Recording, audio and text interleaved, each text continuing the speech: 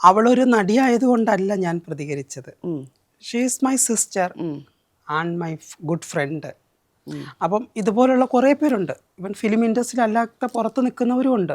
അതിന് യാഥാർത്ഥ്യം എന്താണെന്ന് അറിഞ്ഞതിന് ശേഷമാണ് ഞാൻ പ്രതികരിച്ചത്. സത്യാവസ്ഥ എനിക്ക് അറിയാവുന്നത് കൊണ്ട് മാത്രമാണ് പ്രതികരിച്ചത്. ഞാൻ പ്രതികരിച്ചതിൽ നിന്ന് ഞാൻ എപ്പോഴും പറയാറുണ്ട്, നമ്മൾ ഒരു തെറ്റ് ചൂണ്ടിക്കാണിച്ചാൽ ആ തെറ്റ് ചൂണ്ടിക്കാണിക്കുന്ന ആൾക്ക് നേരെ 1000 വിരലുകൾ തിരിച്ചു ചൂണ്ടാനും പ്രതികരിക്കാനും ആൾക്കാരുണ്ടാകും. നമ്മൾ തെറ്റുകാരാവുന്ന ഒരവസ്ഥ വരും. അതുപോലൊരു അവസ്ഥയിലൂടെ കടന്നുപോയ ഒരാളാണ് ഞാൻ. നടി ആക്രമിക്കപ്പെട്ട വിഷയത്തിൽ ഞാൻ പ്രതികരിച്ച രീതി എനിക്ക് ശരിയെന്ന് തോന്നുന്ന രീതിയാണ്. ശരിയെന്നല്ല, അതാണ് യാഥാർത്ഥ്യം, അതാണ് സത്യമെന്ന് എനിക്ക് 100% അറിയാം.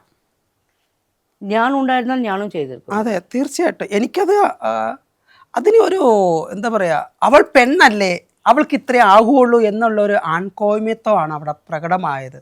അവിടെയാണ് ഞാൻ പ്രതികരിച്ചത്. എനിക്കറിയാവുന്ന കാര്യങ്ങളാണിതെന്ന് ജഡ്ജിയുടെ മുമ്പിൽ ഞാൻ ഓപ്പണായിട്ട് പറഞ്ഞത്. എന്നെ ശാസിക്കാനും എന്നെ നിരുത്സാഹപ്പെടുത്താനും എന്നെ ഷട്ട് ഡൗൺ ചെയ്യിക്കുവാനും അവിടെ ഒരുപറ്റം അഡ്വക്കേറ്റ്സുമാരുണ്ടായിരുന്നു, ഓപ്പോസിറ്റ് നിൽക്കുന്ന അഡ്വക്കേറ്റ്സുമാരുണ്ടായിരുന്നു. പക്ഷെ ഞാൻ പതറിയില്ല. ബിക്കോസ് ഐ നോ ഞാൻ എന്താണ് പറയുന്നതെന്നുള്ളതിൻ്റെ വ്യക്തമായിട്ടുള്ള കാഴ്ചപ്പാട് എനിക്കുണ്ടായിരുന്നു. പക്ഷെ അതിന് നഷ്ടമായത് എൻ്റെ കരിയറാണ്. എൻ്റെ കരിയറിൽ എൻ്റെ സ്കില്ല് എത്രത്തോളം കൂടുതൽ മെച്ചപ്പെടുത്താൻ പറ്റുന്ന അവസരങ്ങൾ എനിക്കില്ലാണ്ട്